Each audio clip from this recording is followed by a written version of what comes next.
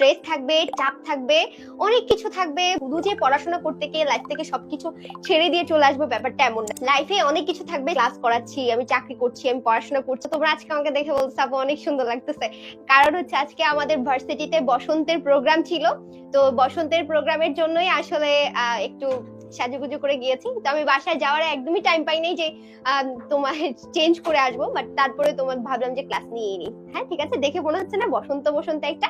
তো তোমাদেরকে আসলে বলি যে লাইফে অনেক কিছু থাকবে, স্ট্রেস থাকবে, চাপ থাকবে, অনেক কিছু থাকবে, মন খারাপ হবে, মন ভালো হবে।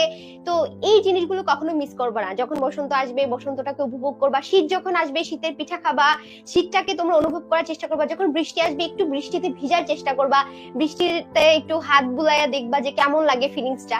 তারপরে হচ্ছে আমাদের যে ধর্মীয় উৎসবগুলো আছে এগুলো ঠিকঠাক মতো পালন করার চেষ্টা করবা। দেখবা প্রত্যেকটা জিনিস আমাদের জীবনে একটা সুন্দর একটা মুভমেন্ট নিয়ে আসে। তো সবকিছুই লাইফে করতে হবে। জীবনটা খুবই ছোট, এই জীবনটার মধ্যে থেকেই হচ্ছে আমাদেরকে সবকিছু উপভোগ করে, তবে সেটা সঠিক উপায়ে, কোনো খারাপ পদ্ধতিতে না, সঠিক উপায়ে সেটা উপভোগ করে আমরা আমাদের জীবনটাকে হেসে খেলে কাটিয়ে দেবো ইনশাল্লাহ। ওকে, আচ্ছা ঠিক আছে।